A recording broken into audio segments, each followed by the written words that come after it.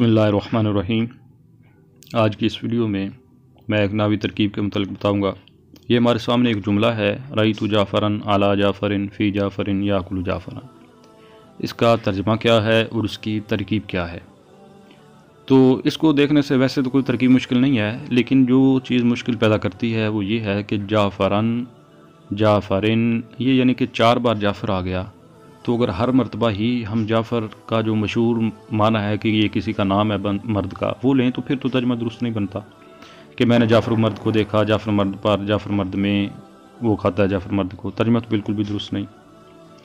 تو اب ہمیں تلاش کی ضرورت ہے کہ جعفر کے اور بھی اگر معنی ہوں تو وہ ہم تلاش کریں۔ تو تلاش سے پتہ چلا کہ جعفر کے اور بھی معنی ہیں، جیسے نیر بھی ہوتا ہے، خربوزہ بھی ہوتا ہے، گدھا بھی ہوتا ہے۔ تو اب ہم جو جہاں پر مناسب معنی ہے وہ رکھ لیں گے۔ تو رأیت جعفرن میں نے جعفر مرد کو دیکھا، علی جعفرن اس جعفر سے گدھا مراد لینا بالکل درست ہے کہ میں نے جعفر مرد کو گدھے پر دیکھا۔ پھر فی جعفرن اس جعفر سے نیر مراد لینا درست ہے کہ نیر میں دیکھا۔ یاکل جعفرن وہ کھاتا ہے خربوزہ، یہ بالکل درست ہے۔ تو اب ہم اس کی ترکیب کر لیتے ہیں۔ رأیت یہ فعل تاضمیر بارز اس کا فاعل، صیغہ بعد متکلم کا ہے، فعل فاعل ہو گیا۔ اس کے بعد اب آگے مفعول ہوگا۔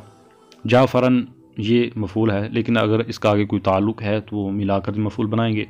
تو جعفرن بن گیا ذوالحال، علی حرف جار، جعفرن مجرور، جار مجرور مل کر یہ ظرف لغو اول ہو گئے۔ اس کے بعد پھر ہے فی جعفرن، یہ بھی جار مجرور مل کر ظرف لغو ثانی۔ اس کے بعد تھا یاکل جعفرن، یاکل فعل اس میں وزمیر اس کا فاعل، جعفرن اس کا مفعول بھی، یہ فعل وزمیر کا مرجع ذوالحال ہے۔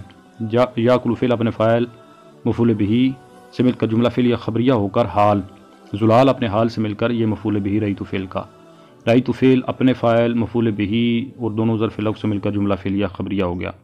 اس ترکیب کے مطابق اس کا ترجمہ بنتا ہے، میں نے گدھے پر نہر میں جعفر کو دیکھا اس حال میں کہ وہ خربوزہ کھا رہا تھا۔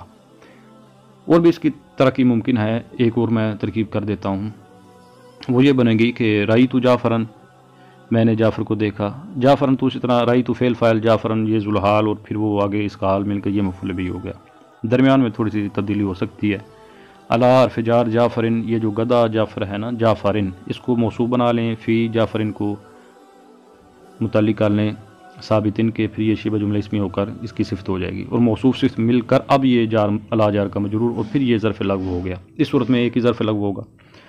اب ترجمے میں کیا تبدیلی ہے کہ ترجمہ اس طرح ہوگا، میں نے جعفر کو دیکھا اس حال میں کہ وہ خربوزہ کھا رہا تھا گدھے پر، ایسا گدھا جو نہر میں تھا۔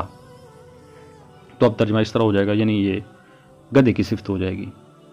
تو اس کے ساتھ ہی اجازت، انشاءاللہ نئی ویڈیو کے ساتھ حاضر ہوتا ہوں، تب تک کے لیے اللہ حافظ۔